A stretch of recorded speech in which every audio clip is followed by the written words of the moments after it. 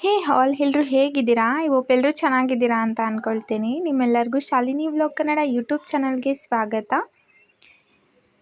ನಾನಿವತ್ತು ಈ ವ್ಲಾಗಲ್ಲಿ ಒಂದು ಕ್ವಿಕ್ಕಾಗಿ ತುಂಬ ಈಸಿಯಾಗಿ ಹೇಗೆ ನಾವು ಐಸ್ ಕ್ರೀಮ್ ಮಾಡ್ಕೊಳ್ಬೋದು ಅನ್ನೋದನ್ನು ಕೂಡ ತೋರಿಸ್ತಾ ಇದ್ದೀನಿ. ಸೊ ನಿಮ್ಗೆ ಇಂಟ್ರೆಸ್ಟ್ ಇದ್ದರೆ ದಯವಿಟ್ಟು ಈ ವಿಡಿಯೋನ ಫುಲ್ ನೋಡಿ ಅಂತ ಹೇಳ್ತೀನಿ.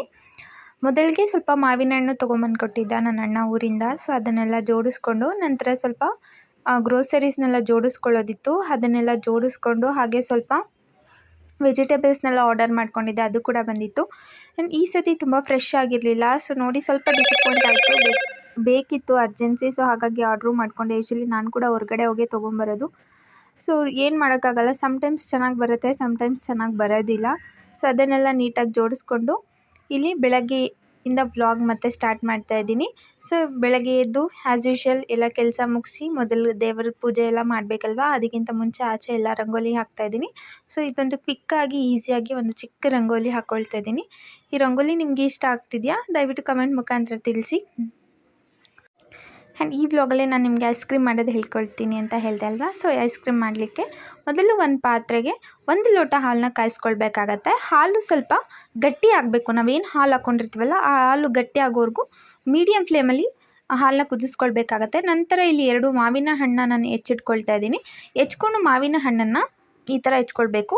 ಸೊ ಹೆಚ್ಕೊಂಡು ನಂತರ ಮಿಕ್ಸಿ ಜಾರ್ಗೆ ಹಾಕಿ ಚೆನ್ನಾಗಿ ಸ್ಮೂತಾಗಿ ಅದನ್ನು ರುಬ್ಕೊಳ್ಬೇಕಾಗತ್ತೆ. ನೀವು ನೋಡ್ತಾ ಇರ್ಬೋದು ನಾನು ಇಲ್ಲಿ ಯಾವ ಥರ ರುಬ್ಕೊಂಡಿದ್ದೀನಿ ಅನ್ನೋದನ್ನು ನಾನು ನಿಮ್ಗೆ ಇಲ್ಲಿ ತೋರಿಸ್ತಾ ಇದ್ದೀನಿ. ನೀವು ಹಾಲು ಕುದಿ ಬಂದಾಗ ಮತ್ತು ನೀವು 1 ಅಥವಾ 2 ಸ್ಪೂನ್ ನಿಮಗೆ ಎಷ್ಟು ಶುಗರ್ ಬೇಕೋ ಅಷ್ಟು ಶುಗರ್ನ ಆ್ಯಡ್ ಮಾಡಬೇಕಾಗತ್ತೆ. ಸೊ ಮಾವಿನ ಹಣ್ಣು ಕೂಡ ಸ್ವೀಟ್ ಇರುತ್ತಲ್ವ, ಹಾಗಾಗಿ ನಾನು ಜಸ್ಟ್ 1 ಸ್ಪೂನ್ ಮಾತ್ರ ಶುಗರ್ನ ತೊಗೊಳ್ತಾ ಇದ್ದೀನಿ. ಸೊ ನೋಡಿ ಈ ಥರ ಪೇಸ್ಟ್ ಮಾಡ್ಕೊಳ್ಬೇಕಾಗತ್ತೆ ಮಾವಿನ ಹಣ್ಣನ್ನು. ನಂತರ ಮಾವಿನ ಹಣ್ಣು ಪೇಸ್ಟ್ ಮಾಡಿಕೊಂಡು ನಾವೇನು ಹಾಲು ಕುದಿಸ್ಕೊಂಡಿರ್ತೀವಲ್ವ ಅದನ್ನು ಹಾರಲಿಕ್ಕೆ ಬಿಡಿ. ಅದು ಹಾರಿದ ನಂತರ ಇದೇ ಮಿಕ್ಸಿ ಜಾರ್ಗೆ ಮಾವಿನ ಹಣ್ಣಿನ ಜೊತೆನೇ ಹಾಲನ್ನು ಹಾಕಿ ಚೆನ್ನಾಗಿ ಮಿಕ್ಸಿ ಮಾಡ್ಕೊಳ್ಬೇಕಾಗತ್ತೆ. ಅಷ್ಟೇ, ಮುಗೀತು.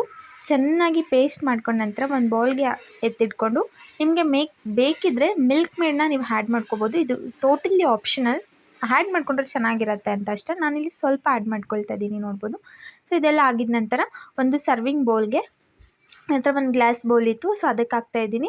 ಅದಕ್ಕೆ ಹಾಕಿ ರೆಫ್ರಿಜಿರೇಟರಲ್ಲಿ 7 to 8 hours ಇಟ್ಟರೆ ಐಸ್ ಕ್ರೀಮ್ ತುಂಬ ಈಸಿಯಾಗಿ ರೆಡಿ ಆಗುತ್ತೆ. ಆ್ಯಂಡ್ ತುಂಬ ಟೇಸ್ಟಿಯಾಗಿ ಕೂಡ ಇರುತ್ತೆ. ಮಕ್ಕಳಿಗೆ ಆರಾಮಾಗಿ ಮನೆಯಲ್ಲೇ ಮಾಡಿಕೊಡ್ಬೋದು.